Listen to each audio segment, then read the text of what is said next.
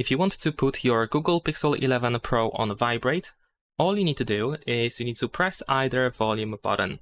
So when you do so, then of course you can change the volume for media or for music and videos and stuff like that. But here at the top of this bar, we can find this bell.